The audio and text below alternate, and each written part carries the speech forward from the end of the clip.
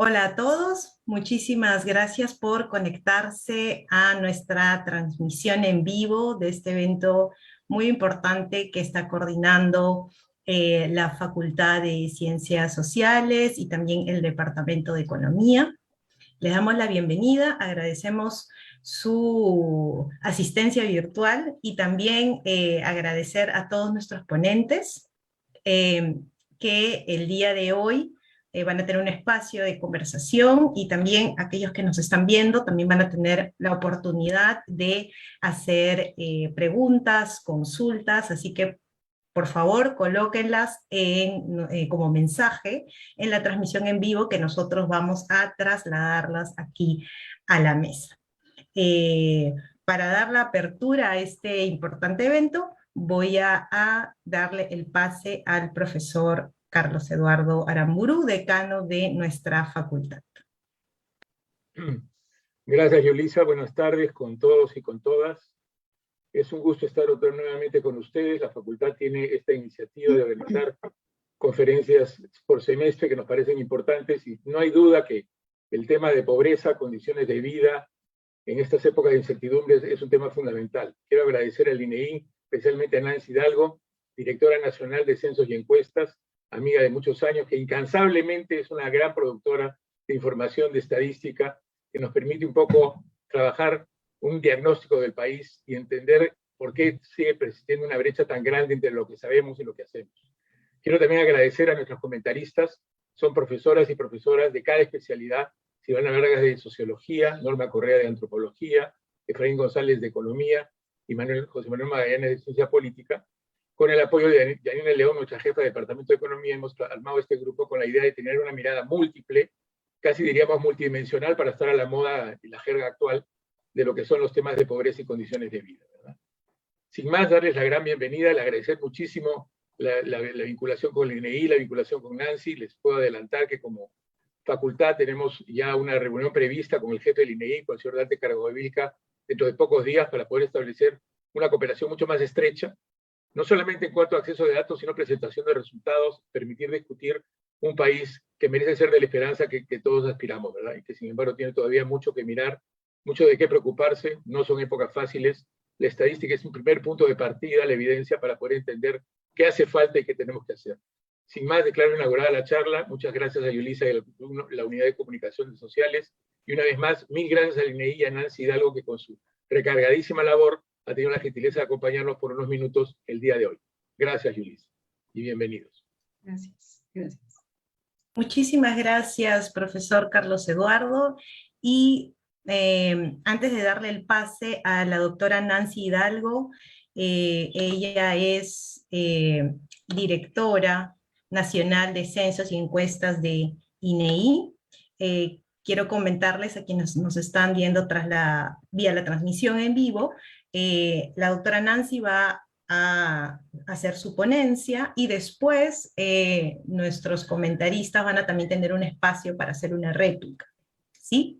Entonces, sin más, le doy el pase a la doctora Nancy. Buenas tardes con todos y todas.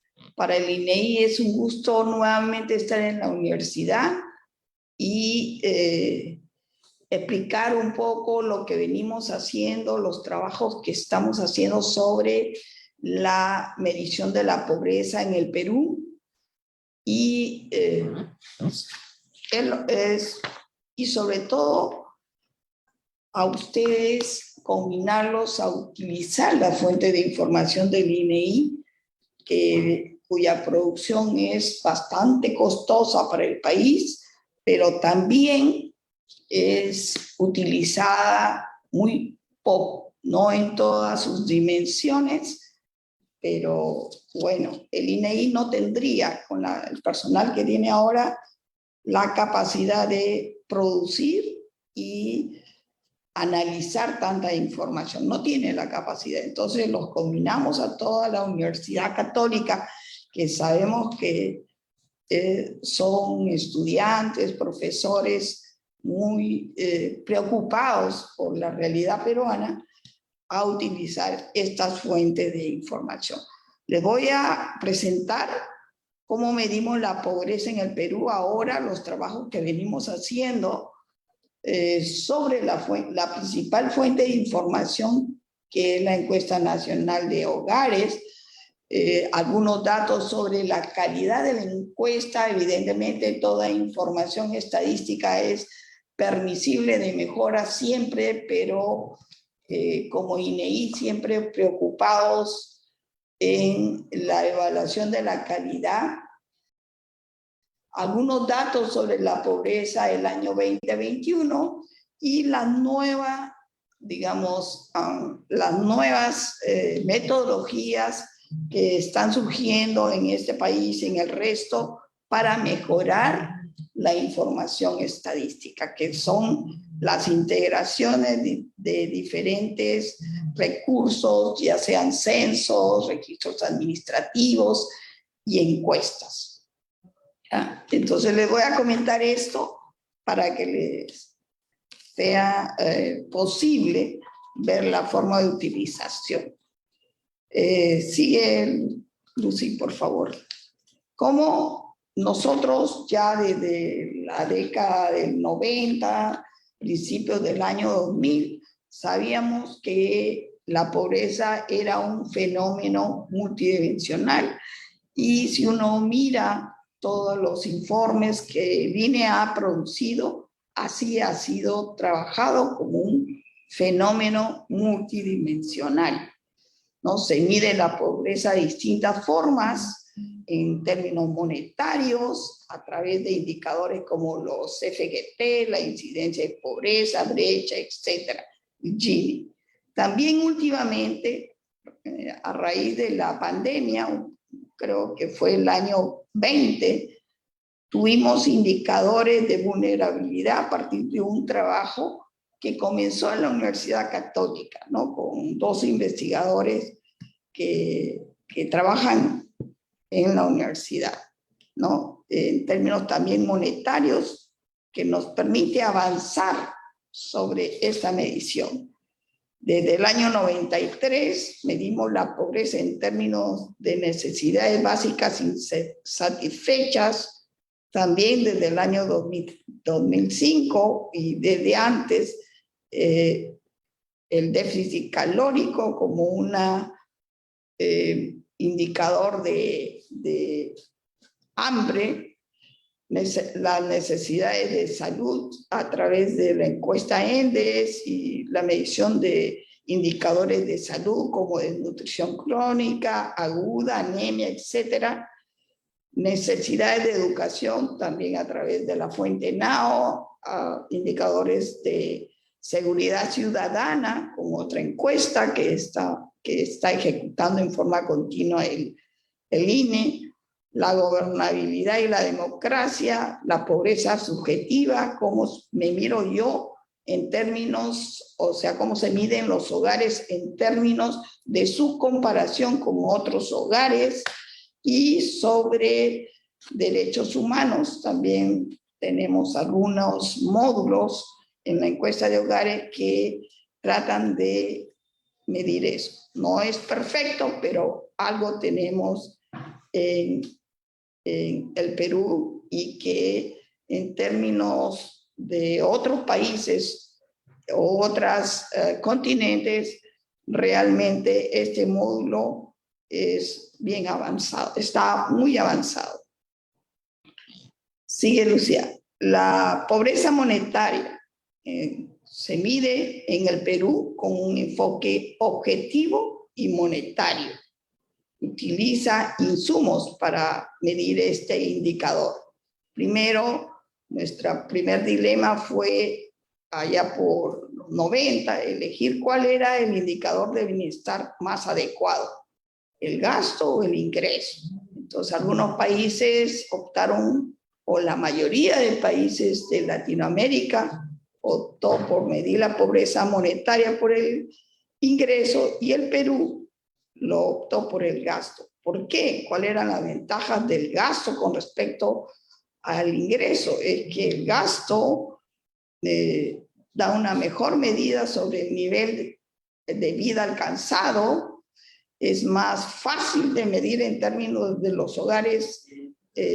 Los hogares declaran más espontáneamente y sin restricción los gastos que efectúan.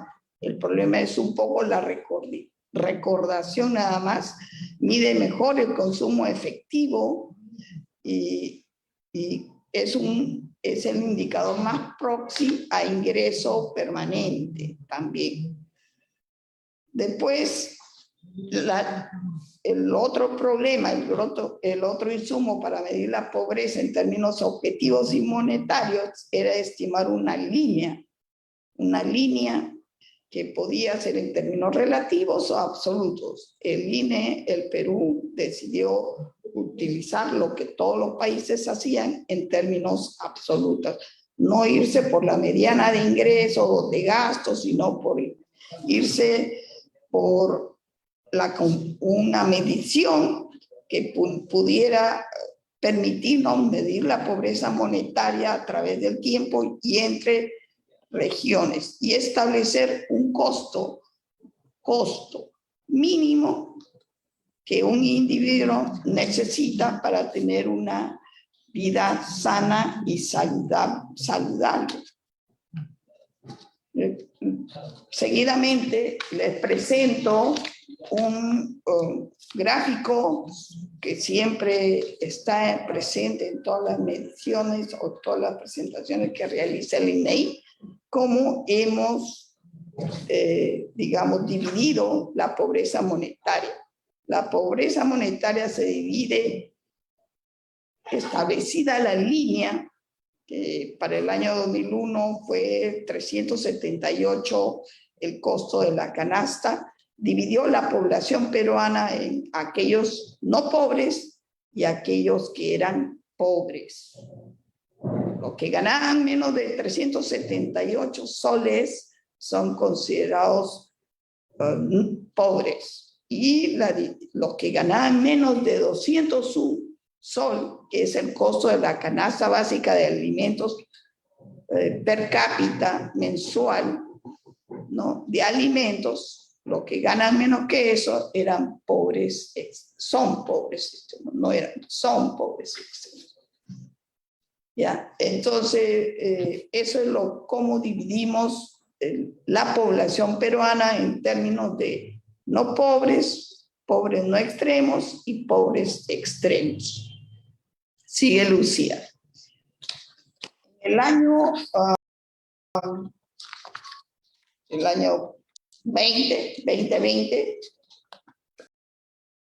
a raíz de un trabajo que salió de la universidad, les conté, por Herrera y Kosubo, la investigación se llamó la vulnerabilidad de los hogares a la pobreza en el Perú 2004-2014.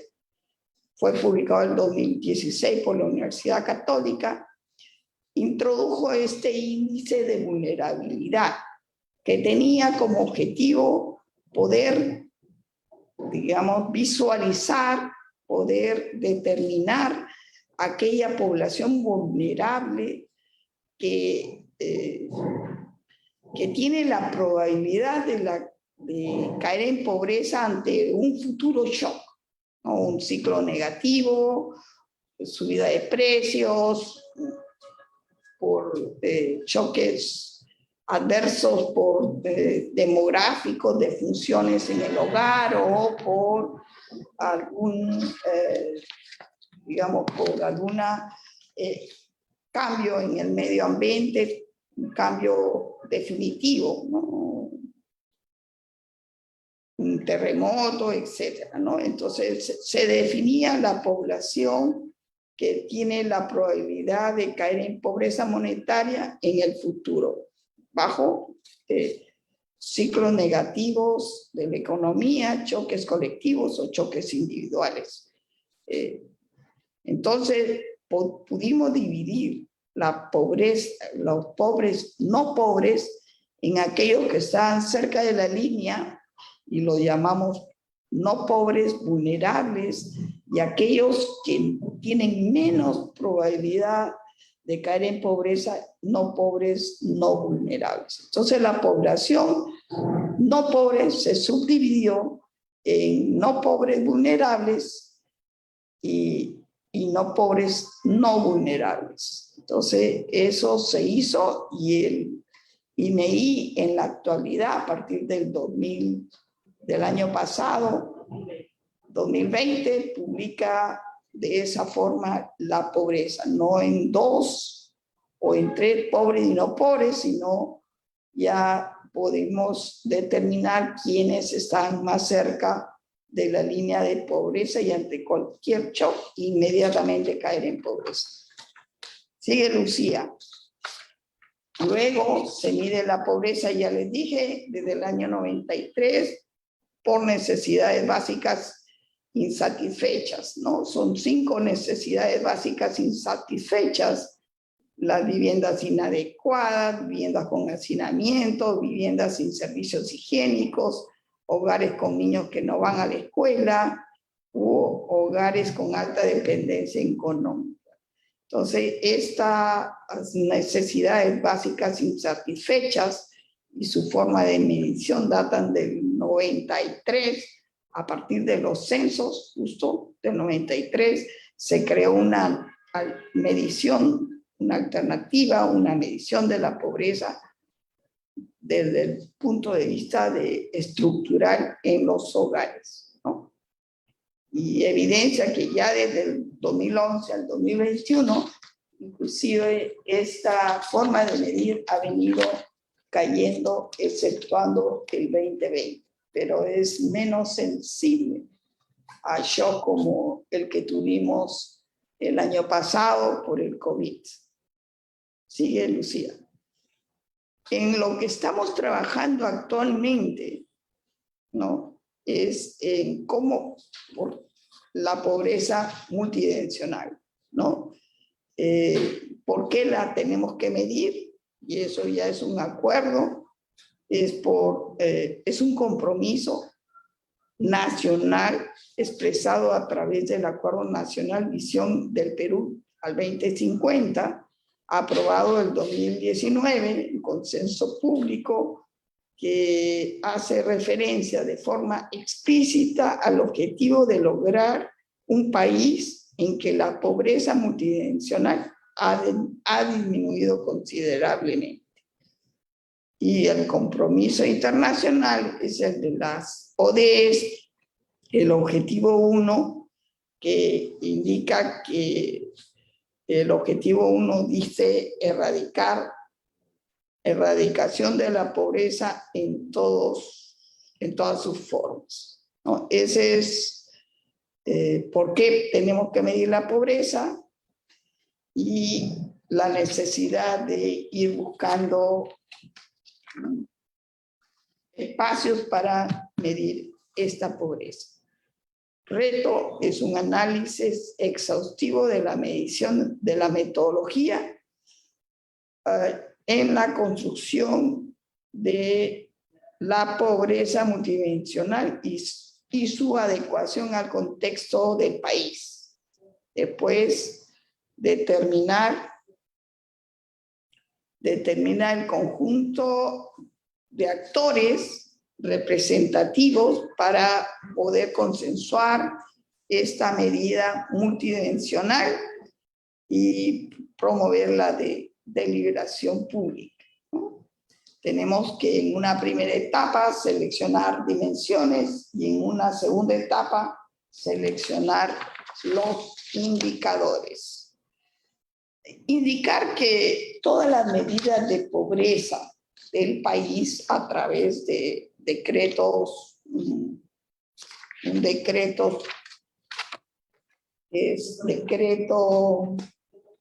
resolución suprema, se hacen a través de la Comisión Consultiva de Pobreza. Nosotros, para medir la pobreza y que sea una medición oficial a nivel del país, necesitamos consensuar todos estos indicadores en la Comisión Consultiva de Pobreza, donde la Universidad Católica tiene su representante, ¿no? Entonces, el consenso y la evaluación de la forma de medir la pobreza se hace dentro de esta comisión consultiva de pobreza. No la podemos hacer como INEI solos, no puede hacerlo cada investigador o sector que nos acompaña en este grupo de trabajo, medirlos solos, tenemos que medirlos en términos de un análisis de grupo, ¿no? Y esta comisión integrada por 19 participantes entre sector público, sector académico, sector, algunas organizaciones nacionales e internacionales. Somos alrededor de 19 y hemos formado de esos 19 un subgrupo de trabajo que se encarga de la evaluación y análisis de la pobreza multidimensional, ¿no? Las instituciones participantes en este subgrupo son el INEI, el MIDIS y el BCR como integrantes de las instituciones públicas.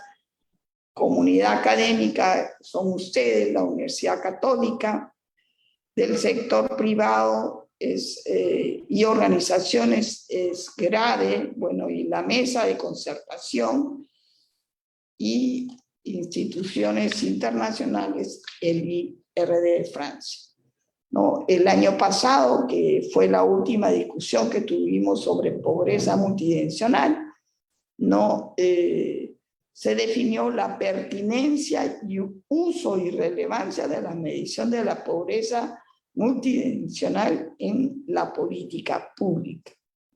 Se lograron 2 acuerdos. Un primer acuerdo sobre la pertinencia de la medición de la pobreza multidimensional en política pública y, bueno, continuar trabajando para garantizar una exitosa implementación una exitosa y sostenible, que es lo más importante, implementación de esta medición de la pobreza multidimensional que va a hacer el país. Bueno, ahora les voy a hablar un poco sobre la encuesta nacional de hogares. Les dije que la medición de la pobreza es evaluada, medida, y todos los marzo y abril, son 2 meses que trabajamos con la comisión consultiva para evaluación sobre la fuente de información, la encuesta nacional de hogares y la medición de la pobreza monetaria con la que salimos todos los años. Y ahora se añade este indicador de vulnerabilidad, ¿no? Fue creada en 2010, pero ya antes veníamos trabajando esto con un comité, una comisión de pobreza, ¿no? Sus funciones, de acuerdo a la ley, es evaluar, supervisar y validar la calidad de la encuesta nacional de hogares y validar la metodología de la medición de los indicadores de pobreza y promover modificaciones en la metodología, dado los avances internacionales o la mejora de fuentes de información. Actualmente también nos encontramos evaluando y, cambiando el año base de la medición de la pobreza monetaria, o sea, el año base de la canasta. Prácticamente vamos a modificar, dado los cambios en los patrones de consumo, evaluar y modificar las líneas sobre todo, y mejorar lo que es la fuente de información, que es la ENAU. Sigue Lucía. Las características de la encuesta, la ENAO nace del año 95 y su objetivo siempre ha sido generar indicadores que permitan conocer la evolución de la pobreza, el bienestar y las condiciones de vida de la población peruana. Ese es su objetivo, a pesar de que es utilizada también para la medición del empleo, etcétera, indicadores de educación y todo lo demás. Su principal objetivo y el diseño muestral vienen sobre este objetivo, no sobre el empleo u otra. Es por eso que se decidió tener una encuesta especializada en el mercado laboral, donde el foco de investigación ya no es el hogar, sino son las personas en edad de trabajar, personas de 14 años y más.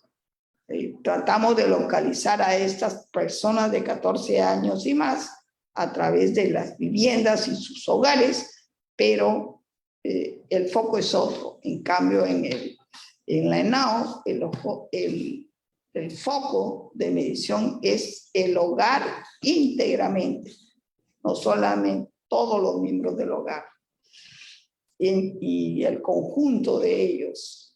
Ya son dos cosas diferentes. Entonces, por eso, felizmente, hemos podido conseguir fondos y el MEP nos ha dado para tener una encuesta especializada del empleo.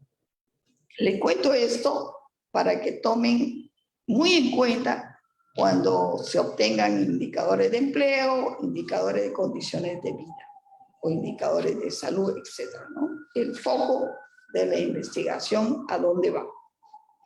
La cobertura geográfica del ENAO sabemos que cubre todos los, es a nivel nacional, todos los departamentos, es en forma continua, no todos los países tienen una encuesta continua sobre niveles de vida.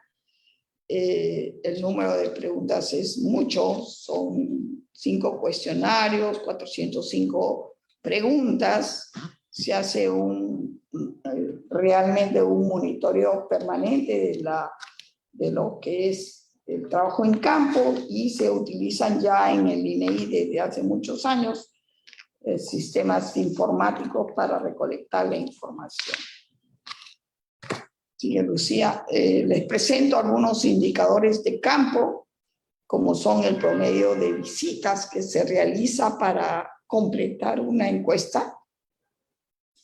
Como el ENAO, son 5 visitas y el promedio de entrevista en estas 5 visitas son 3 horas con 53 minutos, casi 4 horas, ¿no? Pero, ojo, que son 5 visitas que uno le hace al hogar. En la muestra son 36,000, casi 37,000 hogares, ¿no? Sigue Lucía.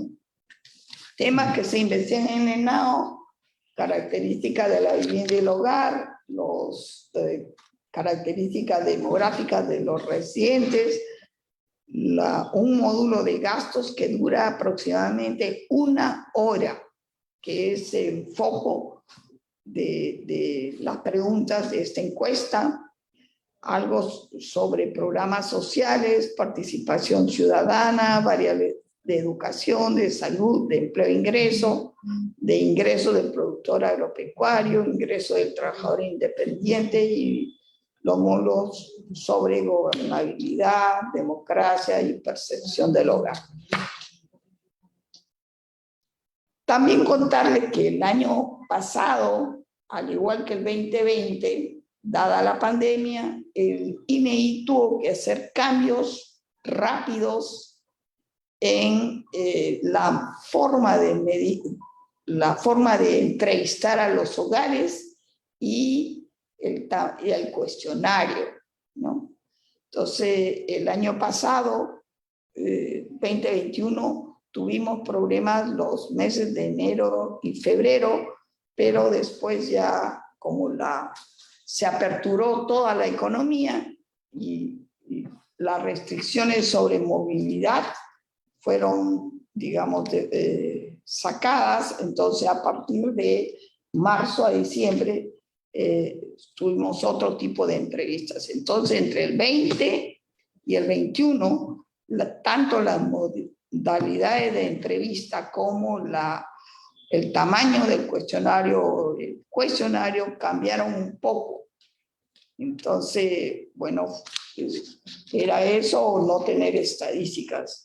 El INE se decidió por levantar la información en pandemia para tener las estadísticas, y felizmente todos los INEs a nivel de la región y los organismos internacionales nos apoyan en las metodologías que podrían estarse utilizando en pandemia. Entonces, gracias a esta cooperación que existe entre todos los INEs de Latinoamérica, pudimos establecer modalidades de cómo levantar las entrevistas teniendo en cuenta las restricciones de los ciudadanos, ¿no? Entonces, en la actualidad desarrollamos entrevistas mixtas. Para este año 2022, el desarrollo es entrevistas mixtas, una apertura en campo presencial, donde se toma información básica sobre los gastos, etcétera, lo esencial con el ama de casa o una persona, un informante calificado, y luego para aquellos que no se les encuentra por trabajo o por motivo de viaje, se les hace un seguimiento a través del teléfono u otra red, ¿no? Entonces tenemos modalidad mixta a partir del año 2020, pero el último trimestre 2020, ¿no? Entonces también tenemos unos indicadores de campo. Nosotros cuando levantamos una encuesta hacemos seguimiento de indicadores de calidad sobre la tasa de no respuesta, los errores de marco, que acuérdense que el último censo lo tuvimos en el año 2017, ya 5 años atrás. La movilidad por pandemia ha sido muy fuerte y además la movilidad del peruano entre provincias o en la misma región es muy fuerte. Entonces, peruanos se muda donde encuentra trabajo o donde tiene necesidad de educación. Entonces, y ahí surgen los problemas de marco, ¿no? Cuando el marco que nace del censo 2017 se desactualiza y una encuestadora toca la puerta y una vivienda que entre comillas era ocupada, ahora ya figura como establecimiento o está totalmente desocupada, ¿no? O se derrumbó por algún evento sísmico u otro. Entonces, esos cambios en los marcos generan, digamos, un problema para la selección de las muestras que tiene que ser medida permanentemente y controlada en campo, igual que la tasa de no respuesta. La tasa de no respuesta, cuando hay muchos ausentes, o sea, por trabajo las personas se ausentan, no pueden ser entrevistadas, entonces ese control lo tenemos que hacer para evitar que estos indicadores se suban demasiado y poder utilizar estrategias para corregir o para mejorar. ¿Ya? Después acá les presento otros indicadores de calidad en campo, y además el año 2020, como habíamos cambiado de modalidad de entrevista y modalidad de tipo de cuestionario, entonces evaluamos, gracias al apoyo de la comisión consultiva, evaluamos los posibles sesgos que nos trajo estas dos formas de medición. Sigue, Lucía, por favor. ¿ya?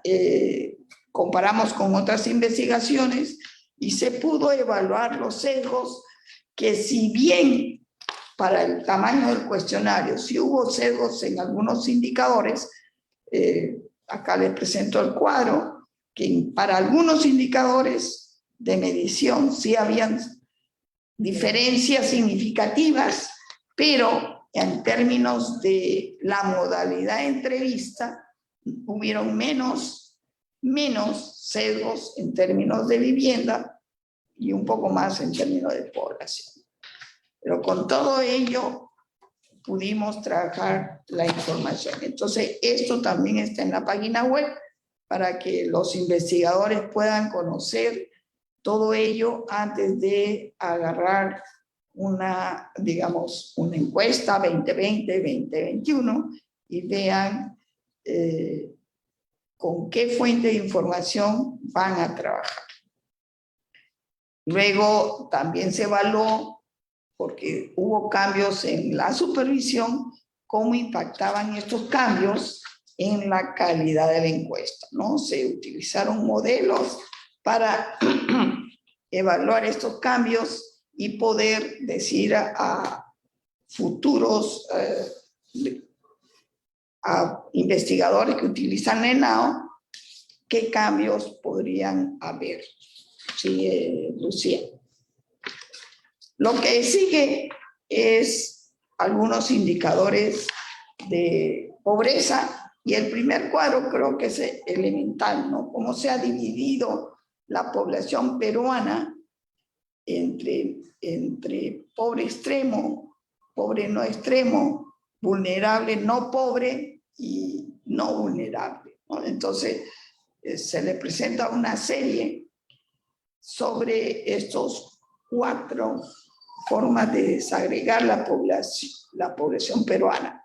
Entonces vemos que el 2020 la pobreza creció, tanto la extrema y la no extrema también, pero no varió tanto la vulnerabilidad, siguió en los mismos rangos, ¿no? La vulnerabilidad de alguna forma ha ido creciendo, pero se ha ido manteniendo. O sea, tenemos para el año 2021 4,1 de pobres extremos, 21,8 de pobres no extremos. La suma de estos dos es 25,9, que es la población pobre, y el 34,6 de población vulnerable.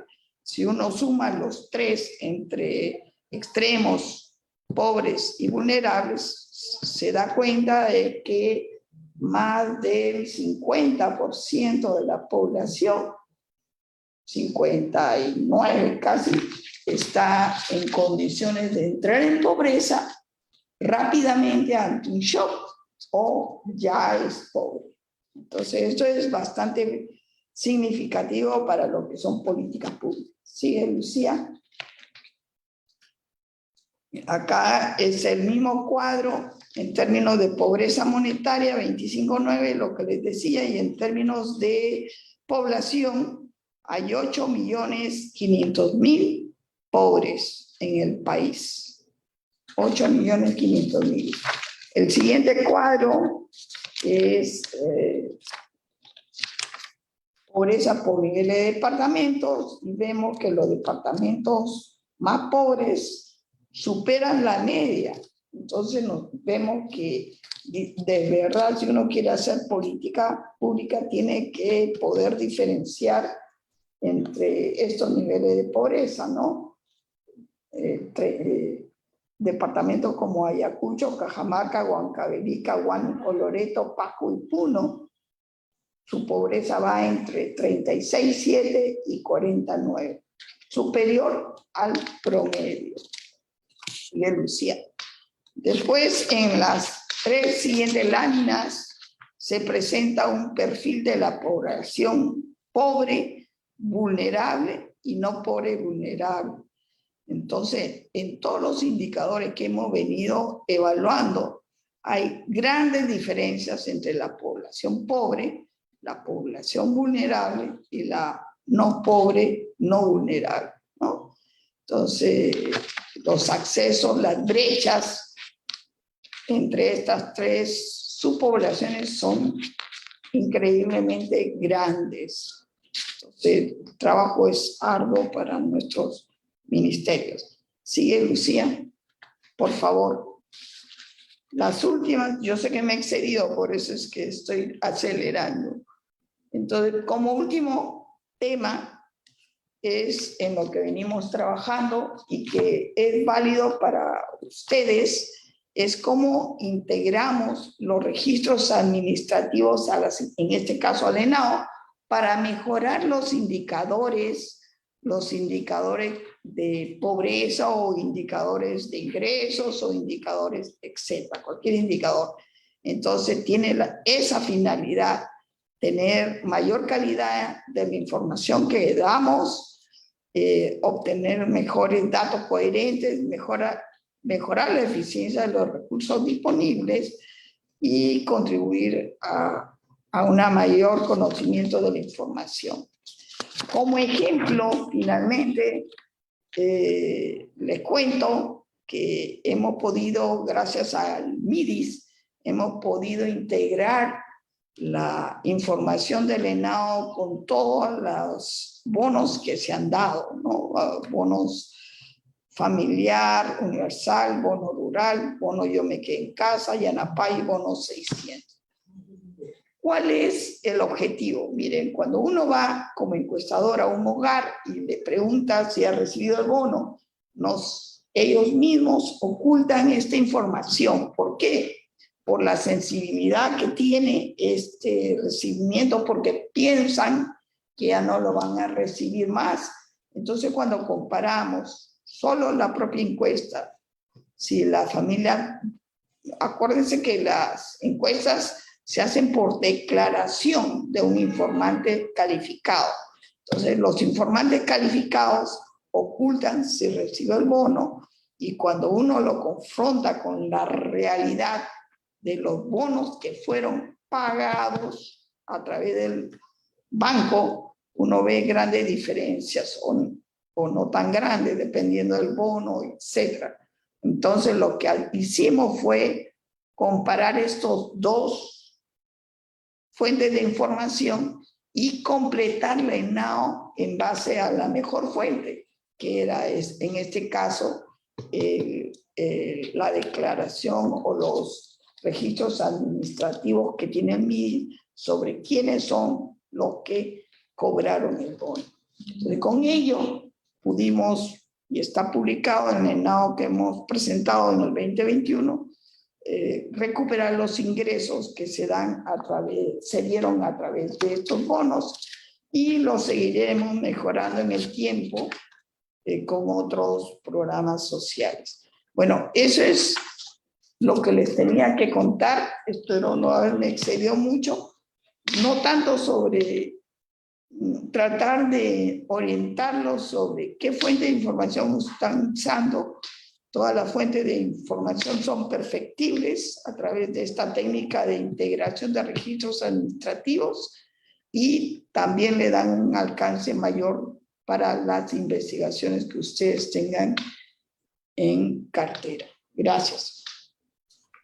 Muchísimas gracias, doctora Nancy. Muy interesante lo que nos ha compartido, y también recordar que después de los comentarios que van a hacer los profesores de las diferentes especialidades de la facultad, también va a haber un espacio a que usted también pueda de repente enfatizar algunos puntos que ahora de repente no ha podido tocar con tanta profundidad. Ahora quiero invitar a nuestra primera comentarista, a la profesora Silvana Vargas. Ella actualmente es profesora de la especialidad de Sociología, también es directora académica de DARS, del área de responsabilidad social de la Universidad Católica, y bueno, también ella ha sido exministra del MIDIS, ¿no? Del Ministerio de Desarrollo e Inclusión Social de nuestro país. Bienvenida, profesora Silvana, y le doy el pase. Muchas gracias, Yulisa. Por favor, confírmame si tenemos 7 minutos. Sí, sí. Excelente. Ya. Muchísimas gracias, buenas tardes con todos, con todas. Muchísimas gracias por la oportunidad y agradecer al INEI, ¿no? Agradecer al INEI por un esfuerzo de años, de décadas, por informarnos, ojalá para tomar cada vez mejores y más oportunas decisiones.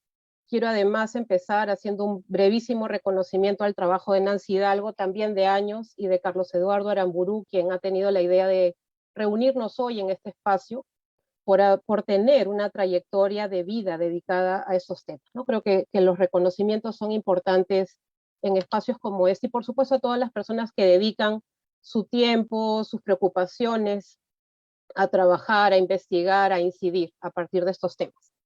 Yo creo que en estos minutos que tenemos, me quedan 6, no vamos a poder hacer un comentario con la extensión y con la profundidad que quisiéramos. Entonces he decidido centrarme en algo que me parece clave y que me provoca, digamos, la presentación de los resultados y la publicación en rigor del reporte. Y es la importancia de hacernos cargo, ¿no? De hacernos cargo de lo que esto implica para nosotros como ciudadanas, como ciudadanos, como docentes, desde el rol que nos toca. Y decido hacerlo además desde un enfoque que me resulta particularmente familiar, que es el de poder territorializar nuestras aproximaciones. ¿Y a qué nos referimos? A la importancia cada vez más ineludible de poder reconocer y acoger nuestras diversas heterogeneidades expresadas en nuestras dinámicas sociales, económicas, políticas, institucionales, para que esa heterogeneidad sea acogida en 3 espacios. En eso me voy a centrar. En la investigación, particularmente en cómo medimos la pobreza, en la intervención, en términos de cómo formulamos hoy políticas públicas, y en tercer lugar, algo que nos viene directamente a nosotros, a la universidad, de qué manera podemos ir configurando una respuesta institucional que implique hacer aún más activa la voz desde la academia. Y empiezo rápidamente. Sobre el campo de la investigación, ¿qué implica hacerse cargo, ¿no? Desde un enfoque que intenta territorializar la mirada? Creo yo que estos más de 4 puntos porcentuales de reducción de la pobreza a nivel nacional, que es lo que el informe nos dice, 4.2 puntos porcentuales de reducción entre el 2020 y el 2021, son eventualmente una buena noticia. No regresamos a los niveles prepandemia, eso lo sabemos, pero el problema es particularmente más grave cuando imprimimos ciertas capas de análisis adicionales, particularmente en el ámbito rural. Y es allí donde quisiera centrarme un minuto.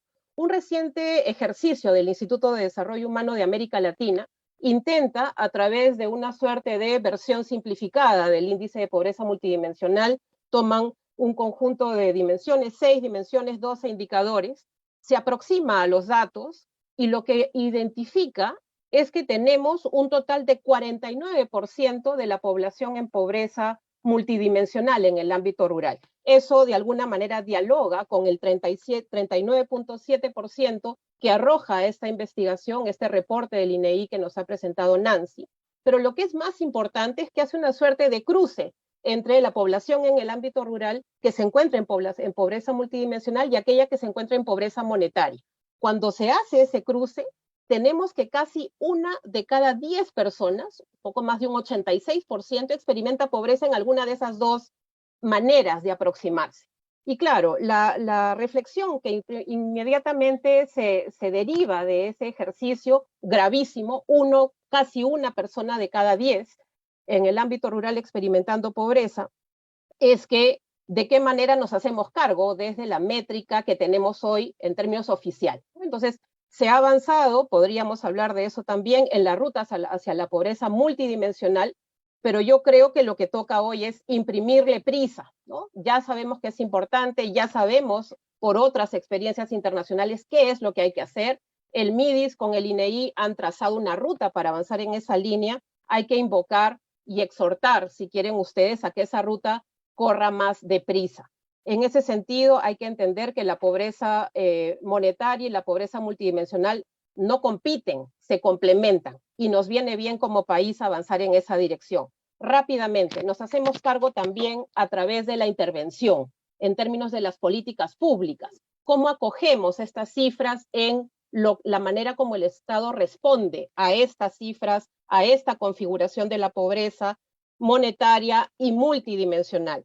Creo que allí hemos aprendido de manera muy dura, en contextos de enorme adversidad, que no hay otra respuesta más que la necesidad de articular esfuerzos. Entonces, desde los distintos sectores hay maneras desde protocolos, procedimientos, lineamientos, experiencias piloto, de poder acoger esa heterogeneidad desde miradas que articulan las respuestas, particularmente en el ámbito rural, es cierto. Sin embargo, la pandemia también nos ha mostrado que esas intervenciones articuladas son posibles en el ámbito urbano también, y de alguna manera configurando vínculos entre lo que configura a su vez el apoyo alimentario, la atención en salud, la posibilidad de proveer oportunidades de empleo temporal también, pero de mejorar el empleo en términos generales, y de la posibilidad de poder intervenir a nivel del entorno, garantizando mejores condiciones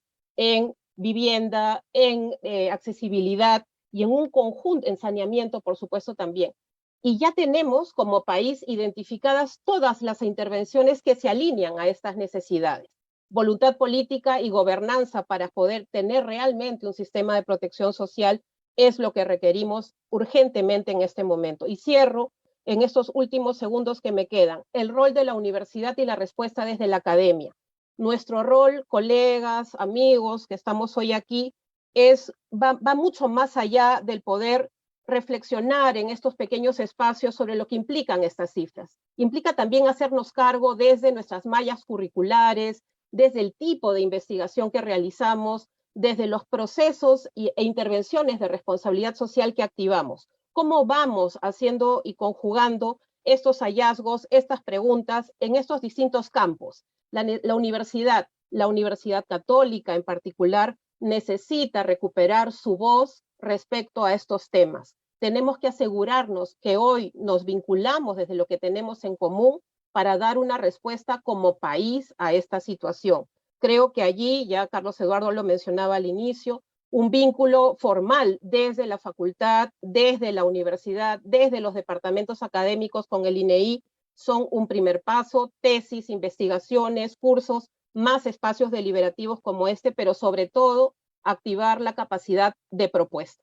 Eso es lo que necesitamos, capacidades hay y toca ponerlas a trabajar. Muchas gracias. Disculpen el exceso en el tiempo. Muchísimas gracias, profesora Silvana. Y bueno, ahora vamos a pasar a nuestro siguiente comentarista. Él es el profesor Efraín González. Él es actual, también docente del Departamento de Economía y también ha sido vicerrector académico de nuestra universidad. Profesor Efraín, le doy el pase. Me da 7 minutos. Bueno, muchísimas gracias por la invitación y por la oportunidad. En verdad hay que agradecer al decano por tener esta iniciativa, pero sobre todo a la doctora Nancy Hidalgo, que realmente los peruanos le debemos estar agradecidos.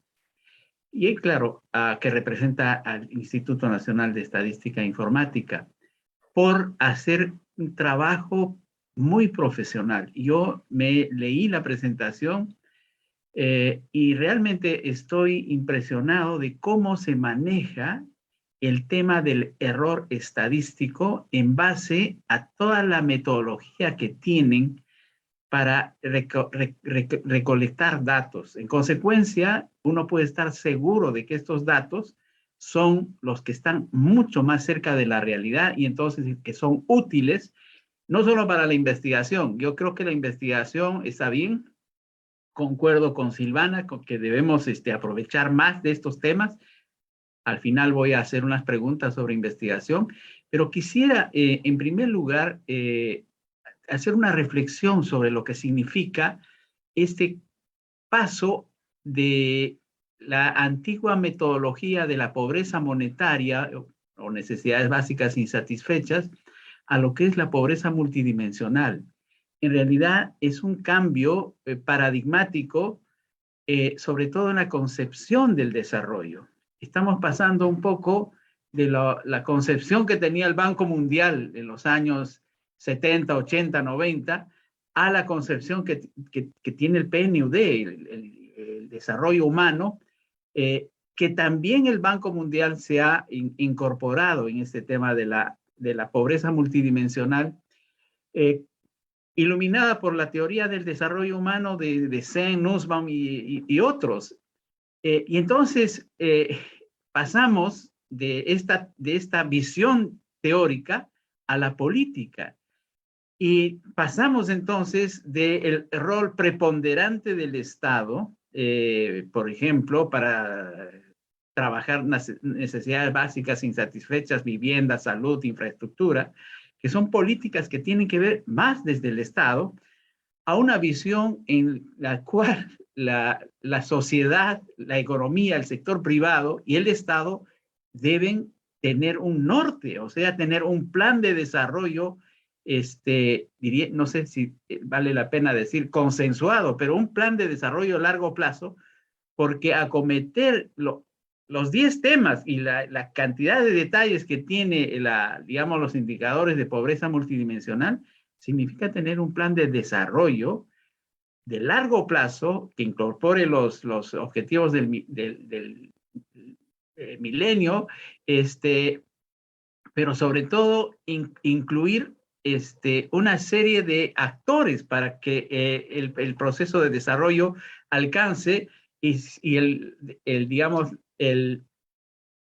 la medición del desarrollo humano multidimensional pueda ser útil para las políticas. Entonces, este tipo de investigación es fundamental, esta información es fundamental por la siguiente razón. Además, es una situación muy curiosa que tiene que ver un poco con el fetichismo de los datos.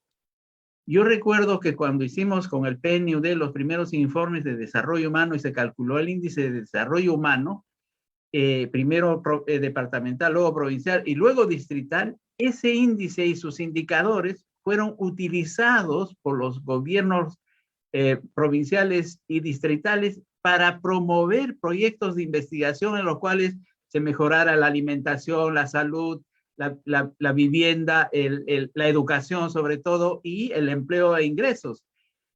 Yo digo, la potencialidad que tiene la enorme información que nos da el INEI es realmente algo que obligaría a tener una visión de desarrollo de largo plazo, pero el cual no sé si el acuerdo nacional o un conjunto de sectores puedan utilizar esta información para hacer una propuesta de largo plazo. O sea, en realidad, la medición de la pobreza multidimensional nos lleva a insistir en propuestas regionales, provinciales, locales y nacional sobre cómo lograr que las carencias que en cada de los 10 puntos se tienen, se logren reducir. Este es, digamos, el gran desafío. Y yo quisiera también, en 2 o 3 minutos que me quedan, hacer algunas preguntas. Uno de los temas que me parece interesante, que alguna vez discutimos con Javier Herrera, es que si uno nace pobre, muere pobre en el Perú. Y la pregunta es válida, pero no la podemos medir, a menos que tengamos información de seguimiento de un grupo de familias pobres durante 10, 15 años, por lo menos una cohorte, y ver qué es lo que ha sucedido. Entonces, la pregunta que yo hago es que creo que hace un tiempo había encuestas, no sé si en la ENAOT o en la vieja ENIP, en la cual se seguía al mismo grupo de familias u hogares durante varias encuestas, y en consecuencia uno podía ver la evolución de la familia. Porque claro, cuando la muestra cambia un poquito y ya es difícil hacer la comparación. Entonces hago esa primera pregunta. O sea, mi hipótesis es que no. que creo que en el Perú el que nace pobre no muere pobre. Nace, yo diré, menos pobre, pero porque si no, la tensión social sería muy grande, esta sería una olla de presión enorme. Entonces, esta es una primera pregunta que quería hacer a la doctora, si es que hay esta información y si se podría hacer, porque la verdad este es un tema que habría que trabajar. Y segundo, los índices de pobreza multidimensional se están construyendo poco a poco, porque hay varios indicadores que no son fáciles de recaudar, de colectar en las encuestas.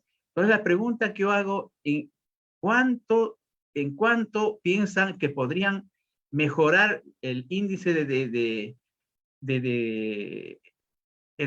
pobreza multidimensional para ir reemplazando al índice de pobreza monetaria? Yo sé que el índice de pobreza monetaria es, digamos, uno de los indicadores más importantes, ¿no es cierto? No solo porque el que tiene algo de ingreso puede resolver varios de los temas que tiene que ver con los indicadores de pobreza. Pero hay pues un rol del Estado complementario, subsidiario para resolver estos temas.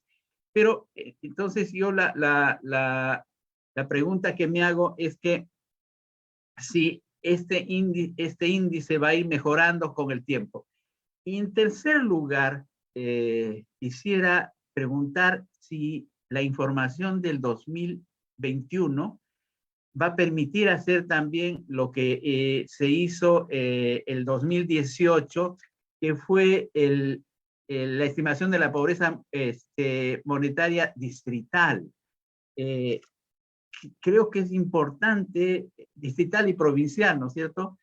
Ojalá se pudiera hacer, porque la del 2018 nos dice lo que fue prepandemia, y la del 2021 nos diría, si es que se hace esta información territorializada, nos podría decir cuál ha sido el impacto diverso que ha tenido la pandemia. Y entonces podría ser muy útil para poder afinar una serie de proyectos de seguridad alimentaria, de seguridad en la salud de aquí al futuro, porque la verdad es que pandemia es probable que nos vengan otra vez. Y entonces aprender de la experiencia a través del recojo de estadísticas descentralizadas, territorializadas, ha de ser muy útil. Termino nuevamente agradeciendo al INEI, a la doctora Nancy Hidalgo por su presentación, por el informe que nos ha mandado, que realmente es muy útil, y estoy seguro que vamos a hacer todo lo que señaló Silvana. Vamos a seguir investigando, vamos a tratar de que influenciar para que las investigaciones puedan aplicarse a procesos de desarrollo, y vamos a hacer que la universidad sea un actor en esta vocería por un desarrollo humano y democrático. Gracias. Muchísimas gracias, profesor Efraín, por su intervención. Y ahora quiero invitar a la profesora Norma Correa. Ella es profesora de la especialidad de Antropología. Bienvenida, profesora. Muchas gracias, Yulisa.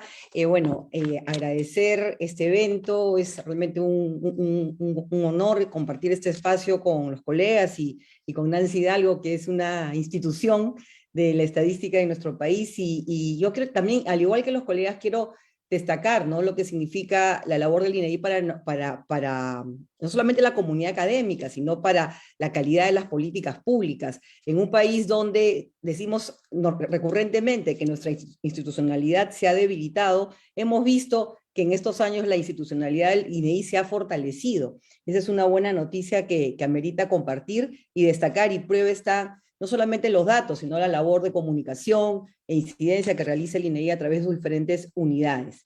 Quisiera organizar mi comentario en dos ejes. El primer eje va a abordar aspectos metodológicos y el segundo eje, implicaciones de política pública. En cuanto al eje metodológico, bueno, Nancy nos ha presentado, ¿no?, que en el transcurso de 2 décadas el INEI ha ido produciendo una cantidad muy importante de información, ha aplicado mediciones monetarias, ha aplicado mediciones multidimensionales, ¿no? Observamos que ha habido una agenda de renovación e innovación metodológica, nos ha, por ejemplo, colocado como ejemplo lo que se ha venido trabajando alrededor de la medición de la vulnerabilidad y lo que se viene discutiendo alrededor de la definición de una medición de pobreza multidimensional. ¿No? Yo creo que son esfuerzos importantes que quisiera saludar, pero en ese marco y en el espíritu de promover también un debate plural, pienso que es importante decir que la discusión sobre pobreza multidimensional tiene diferentes aristas. Existen observaciones de carácter metodológico alrededor, por ejemplo, de la definición de parámetros, por poner un caso concreto, pero también hay aspectos que tenemos que considerar alrededor de la deliberación. Quién y cómo define los cortes, quién y cómo se definen las dimensiones. Y hago este comentario porque pienso que es muy importante que este camino, ¿no?, cuente con la transparencia y el debate necesario para llegar a una métrica que no solamente nos sirva a los académicos para publicar papers, sino que sirva a la política pública para hacer las transformaciones que todos queremos, ¿no? Y en esa línea, por ejemplo, ya en la literatura hay posiciones, ¿no?, entre posiciones como las de Ravalion, Atkinson, que favorecen el uso de tableros de control, y hay otras propuestas no muy importantes, como la que ha hecho Alcayer y Foster, ¿no?, para el planteamiento de medición multidimensional. Entonces creo que es importante tener esas discusiones, porque lo que queremos, y me parece que lo dijo Nancy, es una métrica que sea sostenible, ¿no? Y a mí en particular me importa mucho el tema de la usabilidad de esa data, porque finalmente son recursos públicos que están siendo involucrados, ¿no? Ahora, otro aspecto que me gustaría destacar en esta línea de la innovación metodológica tiene que ver con también la importancia de ir avanzando en el uso de Big Data, muy importante el trabajo de integración de data administrativa, ¿no? También poder, por ejemplo, incorporar uso satelital, que son rutas que sé que ya se tienen mapeadas, pero pienso que desde la academia se podía también apoyar al desarrollo de estos esfuerzos. Pero quería detenerme en algo que, bueno, siendo antropóloga, es muy importante para los científicos sociales que venimos de una tradición cualitativa, y es finalmente cómo hacemos que esta forma, estas otras maneras de generar evidencia y comprensión de la realidad conversen mejor con la estadística, cómo trabajamos juntos, cómo nos fortalecemos, cómo, por ejemplo, allí donde la estadística nos muestra que un determinado indicador sube o baja, lo cualitativo puede aportar para entender por qué, cómo. Y creo que ahí tenemos una tarea pendiente de integración metodológica, continuar impulsando una agenda de investigación de carácter mixto, pero también estudios cualitativos en profundidad que nos ayuden a entender por temas cruciales. Por ejemplo, ¿qué ha pasado en estas 3 décadas con los hogares peruanos? Creo que tenemos data, pero hay una serie de temas pendientes para comprender alrededor de las estrategias familiares, por ejemplo, y creo que ahí, y de hecho quería preguntarte, Nancy, que si es posible en los comentarios, si nos pudieras dar unas luces, porque creo que es algo muy concreto, de lo cual también podemos renovar la formación y la investigación, como han señalado Silvana y Efraín. Ahora, yendo a las implicancias de política pública y ya hacia la parte final de los datos, ¿no?, sobre la base de las cifras oficiales de pobreza recientemente presentadas por el INEI, ¿no? Pienso que estamos en un momento muy, muy crítico, sabemos que tenemos una crisis alimentaria a portas, y esto nos encuentra en una situación donde la pobreza, a la fecha, de acuerdo a la medición monetaria que Nancy nos ha explicado, afecta a 8.5 millones aprox de los ciudadanos en el territorio nacional. Ahora, uno analiza esa distribución territorial, y esto es algo que ya venía sucediendo como tendencia algunos años anteriores, observamos que alrededor de 6 millones de pobres están monetarios, me refiero, se encuentran en el ámbito urbano, 2.7 millones en el ámbito rural, y de hecho, gracias a cálculos que ha realizado Javier Herrera, hay un dato, por ejemplo, muy revelador y muy importante que ha pasado desapercibido, que es que en estos momentos en Lima Metropolitana tenemos una cifra ligeramente superior que el total que pobres rurales. ¿Esto qué quiere decir? Esto no quiere decir que tienes que descuidar la pobreza rural para atender la urbana ni viceversa. Quiere decir que la política social tiene ahora ya un reto ineludible de jugar en esas dos canchas, de responder a esos dos tipos de escenarios. Y aquí quisiera rescatar un concepto que es muy trabajado por nuestros colegas de ciencia política. Esta es una facultad interdisciplinaria, la capacidad estatal. ¿Con qué capacidad estatal vamos a responder a estos retos? Y vemos que el Estado peruano ha acumulado músculo, conocimiento, expertise en la pobreza rural, ciertamente con varios ámbitos de mejora, ¿no? Como ha dicho Silvana, lo territorial es claramente una ruta de mejora pendiente, que es muy relevante para la Amazonía, por ejemplo, para las zonas altoandinas, pero diría que tenemos ahí los instrumentos, están ahí, por ejemplo, los programas sociales más emblemáticos, y qué bueno que están, porque eso es lo que de alguna manera ha ayudado a que esta, digamos, respuesta a la pandemia pueda activarse rápidamente para los ciudadanos en el ámbito rural. Pero mi preocupación, y diciendo, como les digo, que es fundamental insistir y continuar y escalar los esfuerzos de política hacia la pobreza rural, mi preocupación tiene que ver con la pobreza urbana. El gran vacío de la política social peruana no es un tema nuevo, es un tema que viene configurándose ya varios años, y que si mirábamos la vulnerabilidad nos íbamos a hacer, digamos, iba a ser como que más concreto, pero el asunto es que ahí hay un desfase entre lo que nos dicen los datos y lo que la política pública está haciendo. Estamos a puertas de una campaña municipal, esperemos que estos temas sean también abordados a nivel de las agendas regionales, pero el tema es que con la pobreza urbana, ahí es que la política pública tiene menores instrumentos, y por supuesto está la muy loable labor de las ollas comunes, que han tenido un papel clave en esta pandemia, pero como comprenderemos todos, no va a bastar con eso, se van a requerir un paquete de medidas que combinen asistencia, pero también transformación de condiciones más a mediano plazo, donde aspectos como el desarrollo de habilidades, empleo, tienen un paquete crucial. No basta con escalar o adaptar respuestas que usamos en lo rural a lo urbano. Tenemos que pensar lo urbano desde su propia necesidad, su propio, digamos, dinámica, y esto también va a suponer discutir o repensar soluciones alrededor de la gobernanza de la política social para que, por ejemplo, los municipios puedan tener un rol más activo, ¿no? Ahora, por supuesto, todo esto dicho en un contexto donde es fundamental que las respuestas a la superación de la pobreza pues se den de manera transparente, sin ninguna clase de clientelismo o uso político, ¿no? Y en ese sentido, ya para ir cerrando el comentario, porque ya me sonó la alarma que tengo seteada, pienso que es importante ir como que construyendo, ¿no? sobre discusiones que hemos venido teniendo en el Perú en el transcurso de los últimos años. Recuerdo, por ejemplo, que en el 2013, el profesor Enrique Vázquez, de la Universidad del Pacífico, realizó una medición de pobreza multidimensional. En ese momento, él evidenció que había 3 millones de pobres más, contando, digamos, partiendo del corte, ¿no?, de pobreza monetaria, y eso va a ser así. O sea, típicamente una medición multidimensional te va a generar resultados más elevados que la monetaria, muy posiblemente. Pero yo creo que el tema es qué hacemos entonces con esa información, y construyo aquí sobre una idea que me ha parecido muy atractiva de Efraín. Efraín habla del fetichismo de los datos. No podemos caer en el fetichismo de la métrica, ¿no? Por supuesto que hay que hacer innovación metodológica, pero no por tener una métrica vamos a seguramente generar los cambios que quisiéramos, porque aquí viene el tema donde quisiera terminar. Necesitamos tener un mejor norte programático de la política pública. Pienso que hemos de alguna manera perdido, más claramente en los últimos tiempos, las prioridades de política social. Se han realizado esfuerzos, por ejemplo, el MIDIS, ¿no?, el 2013, con la Estrategia Nacional de Desarrollo e Inclusión Social, está pendiente la aprobación de la nueva política, donde se han hecho trabajos importantes, ¿no?, en los últimos 5 años, y es importante, y me parece crucial esa definición, porque entonces, si tenemos norte programático, también podemos hacer un mejor uso de las cifras y los indicadores e impulsar estos cambios que sabemos que son urgentes, y comparto totalmente el sentido de urgencia de los colegas, donde que estamos en un momento donde nos toca actuar y poner el hombro desde donde nos toque. Muchas gracias. Muchas gracias, profesora Norma, por su intervención, por el análisis compartido.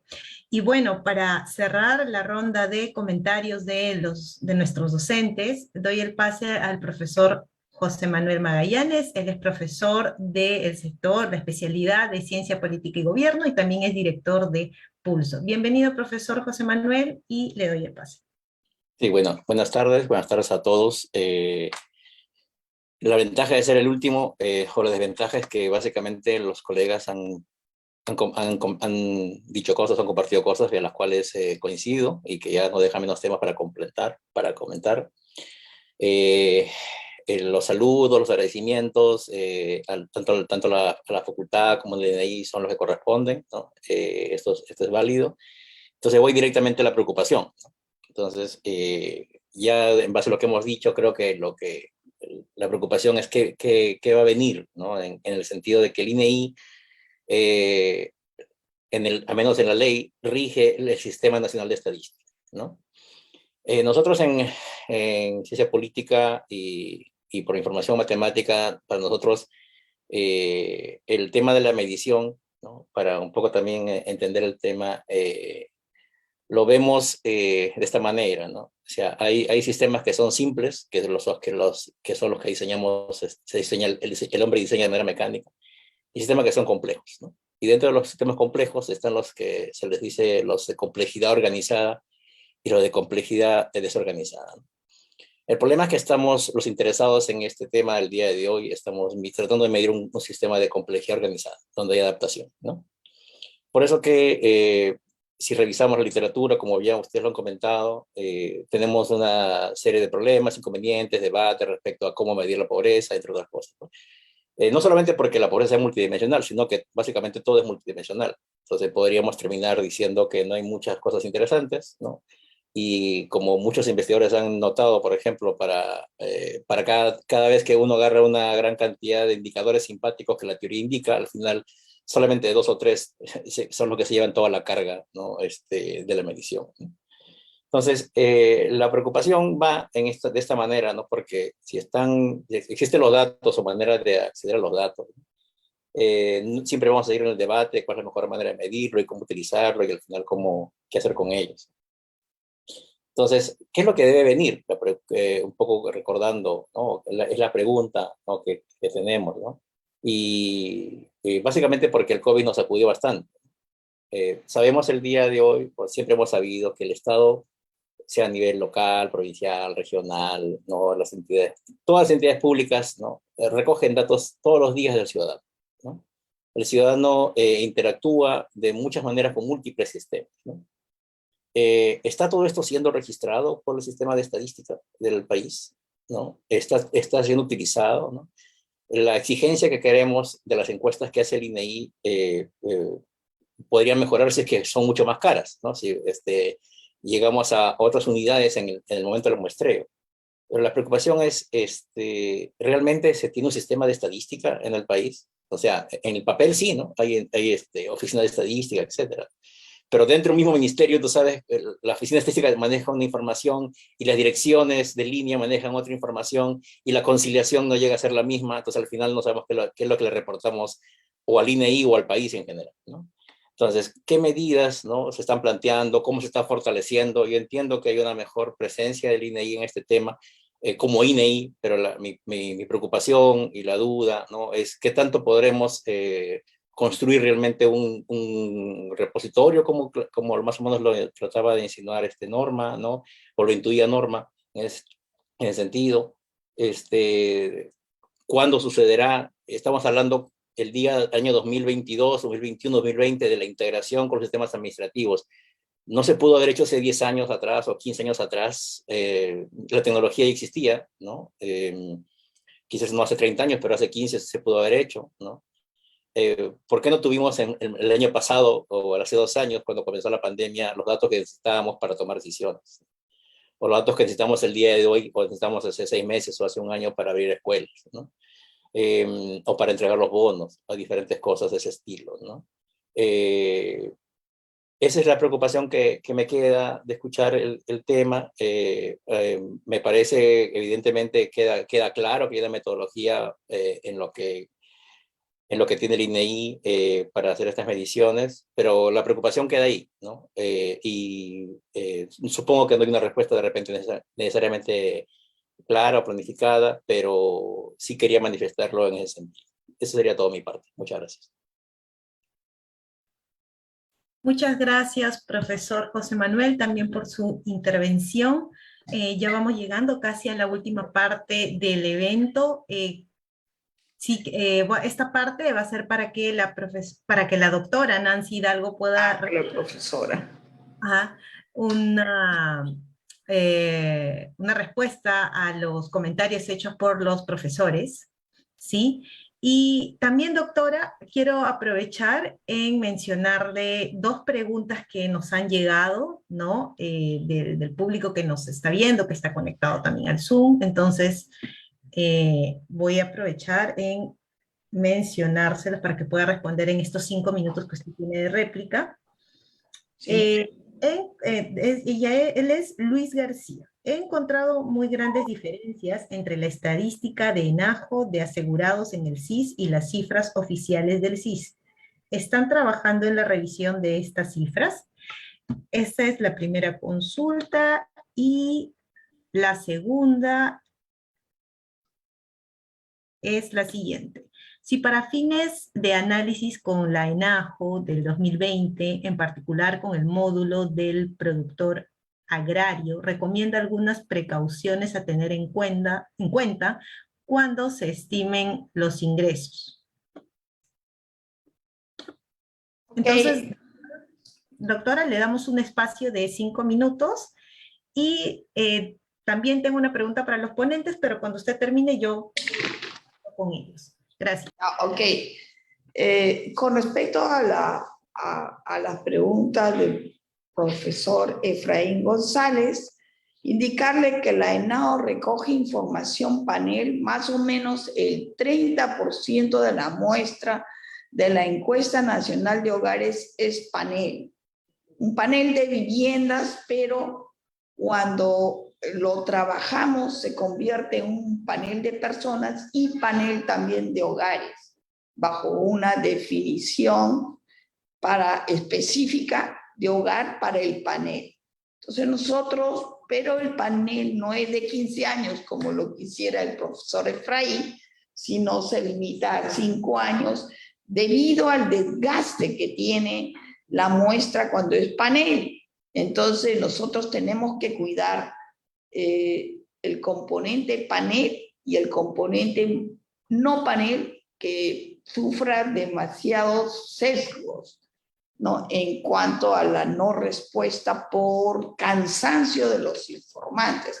En eso tenemos que cuidar, pero sí existe un panel en la encuesta nacional de hogares de 5 años que mayormente no es usado por los investigadores. También hizo una segunda pregunta sobre cómo iban a caminar estos dos indicadores, pobreza monetaria y pobreza multidimensional.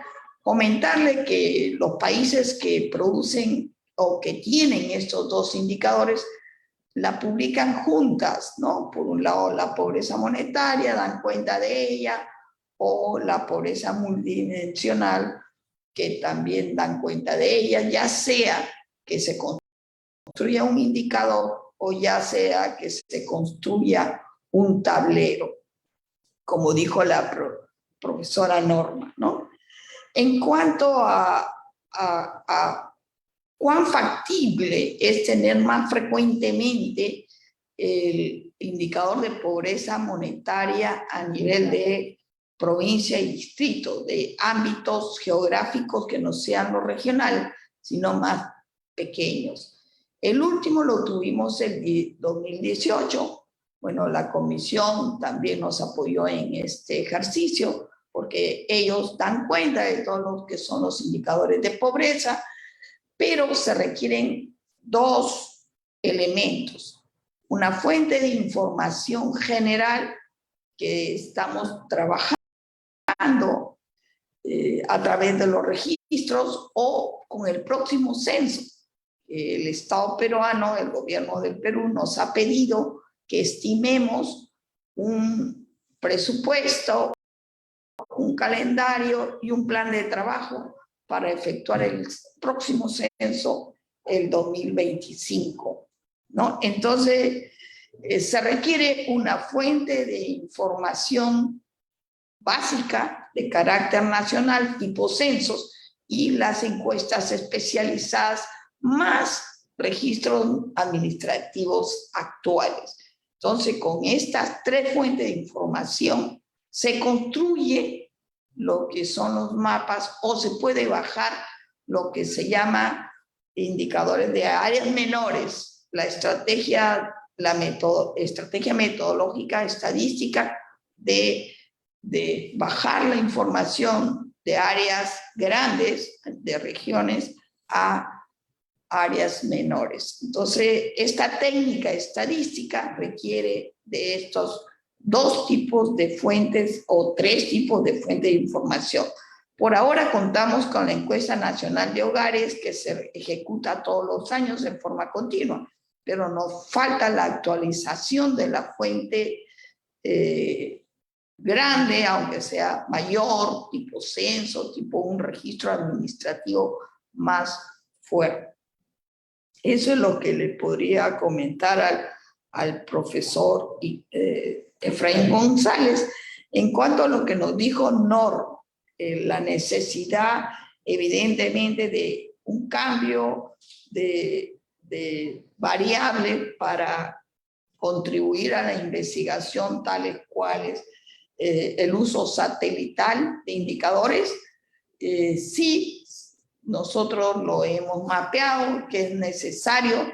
Estamos elaborando estrategias con los aliados de la Comisión Consultiva, que nos han propuesto, nosotros tenemos convenios con CONIDA y el uso de imágenes satelitales, y con el apoyo del IRD, en este caso de Francia, y una experta que nos va a capacitar, asesorar el uso, y también un apoyo de otro miembro de la Comisión Consultiva, a poder enseñarnos a utilizar este tipo de información para la construcción de indicadores satelitales. En cuanto a la investigación cualitativa, nosotros como INEI tenemos, y esto es cierto, tenemos la experiencia de información, de trabajar información cualitativa, pero con el objetivo principal de mejorar preguntas, de mejorar el cuestionario para saber si las nuevas preguntas que se introducen por los sectores o en el caso, por ejemplo, ollas comunes, ¿no? La última vez que evaluamos con la Comisión de Pobreza la participación de los hogares en las ollas comunes, observamos que no se aproxima a la realidad, ¿no? Dada el número de ollas comunes que habían en Lima metropolitana o a nivel nacional, el porcentaje de la población que hacía uso de estas ollas comunes que arrojaba la encuesta era muy chica. Entonces, quiere decir que el cuestionario no está dando buena información sobre ollas comunes. Entonces, lo que estamos trabajando nosotros es un cuestionario que va a ser sometida a estas investigaciones cualitativas para saber si los informantes, a través de este nuevo set de preguntas, elaborar un constructo sobre aquellos hogares que accesan a ollas comunes o no. Detrás de la participación de los hogares al acceso de ollas comunes hay un montón de aspectos subjetivos que hay que trabajar primero y construir nuevas experiencias. Es lo que tenemos, que si podemos llevarlo a la investigación, podría ser, pero habría que ver específicamente la demanda, los temas o las investigaciones que ustedes ejecuten, que recomienden cierta posibilidad, o el trabajo conjunto entre la Universidad Católica y el INEI para ver dónde es necesario son esos trabajos cualitativos, ¿no? Después, sobre el profesor, últimamente el profesor Magallanes, que nos indica si tenemos o no un sistema estadístico nacional, quiere decir el INE y todos los productores del sistema estadístico nacional, de los ministerios, del sector educación, si estamos integrados para formar un gran sistema de información estadística, no solamente con el ministerio, sino con todos los sectores. Y ahí el INE tiene una gran restricción dada que su ley es muy antigua, donde no existía la posibilidad de todos los INEs de Latinoamérica, o sea, no existía, no es que la posibilidad, sino no teníamos esta visión nueva, si tenemos o no tenemos un sistema integrado de estadístico. Yo le voy a decir que acá tenemos una gran valla que se llama la restricción que tiene el INE de utilizar, que nos den los registros administrativos de una forma simple, ¿no? Para usar los registros administrativos requerimos determinadas variables que son sensibles a la confidencialidad del informante. Entonces, allí realmente el INE se ve, digamos, un poco trabado.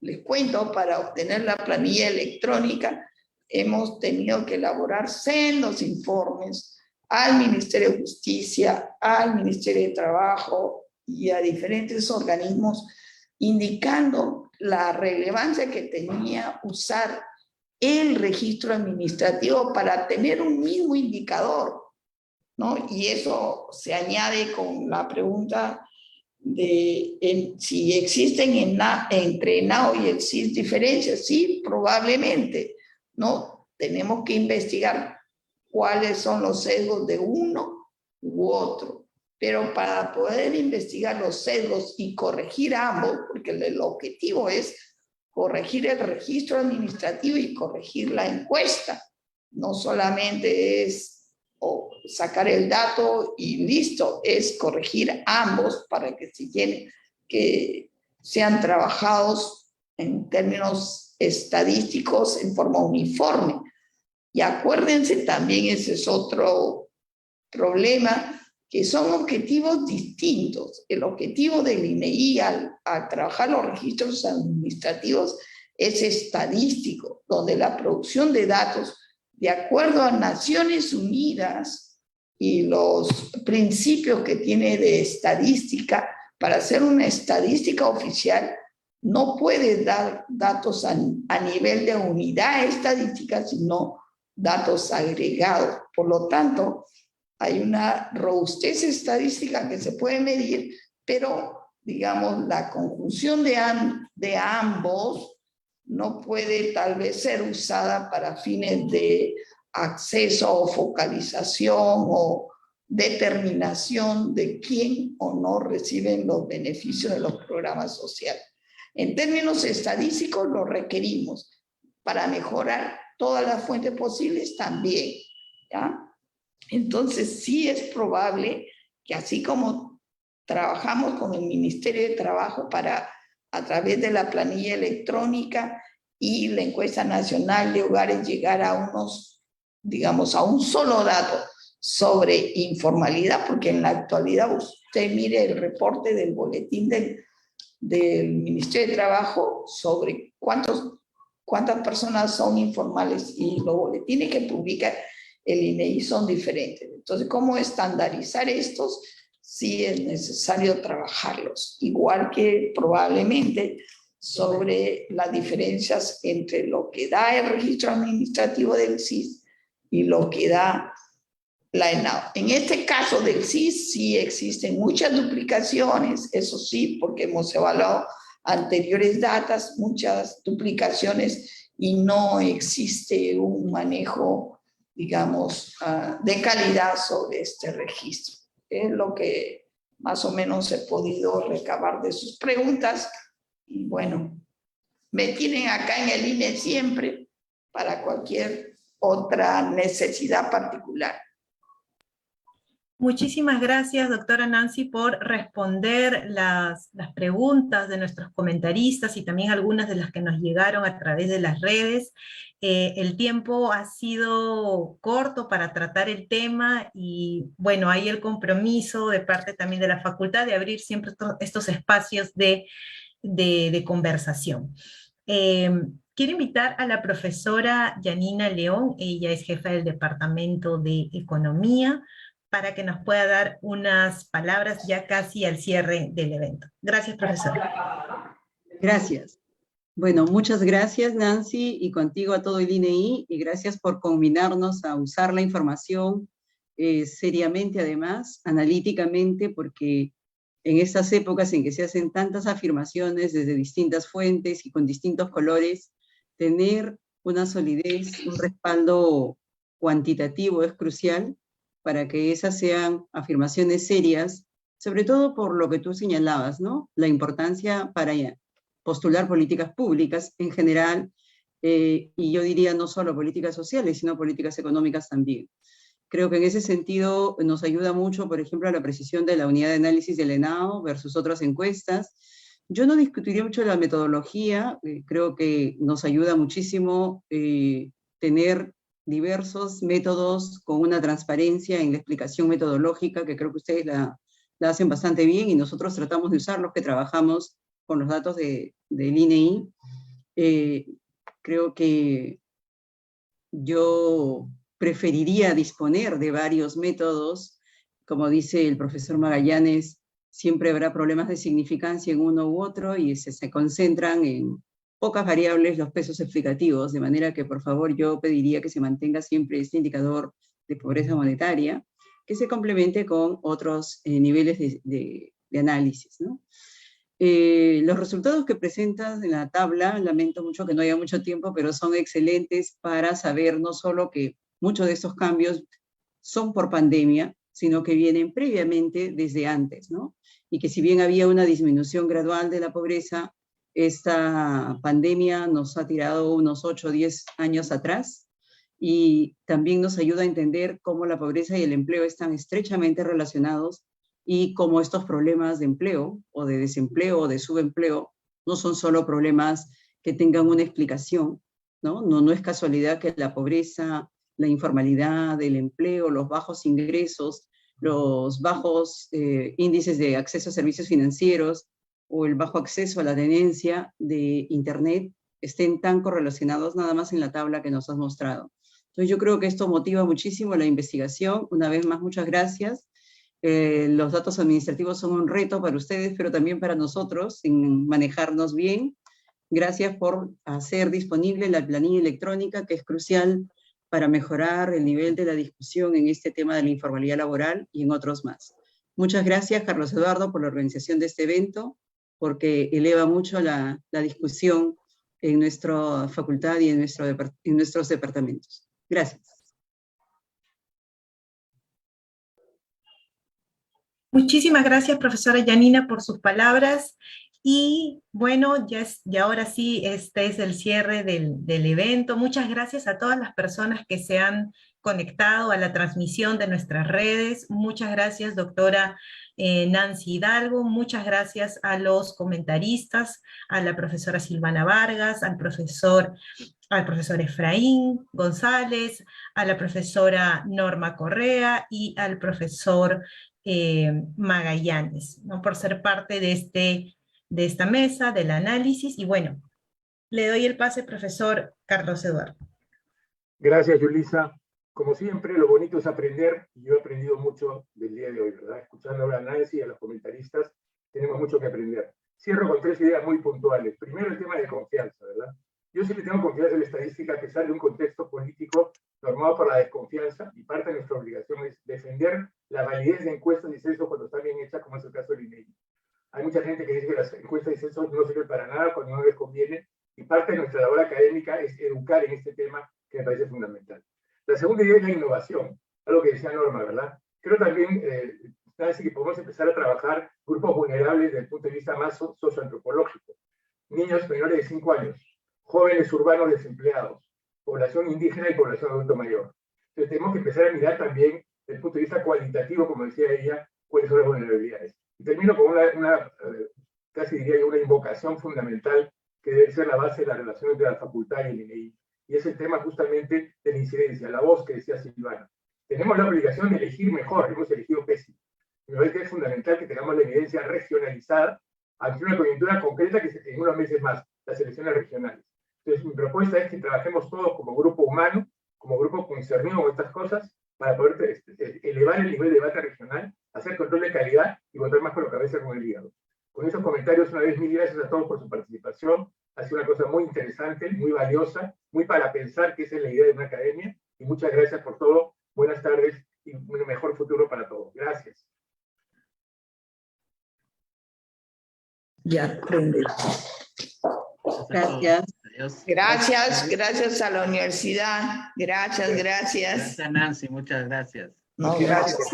Mil gracias. Cuídense mucho. Gracias. Gracias, Nancy. Un gusto verlos a todos. Chao, Un chao. gusto verlos, colegas. Cuídense. Chao, chao. Gracias. Chao, Chao, chao. chao. Nos vemos. Cuídense. Nos vemos.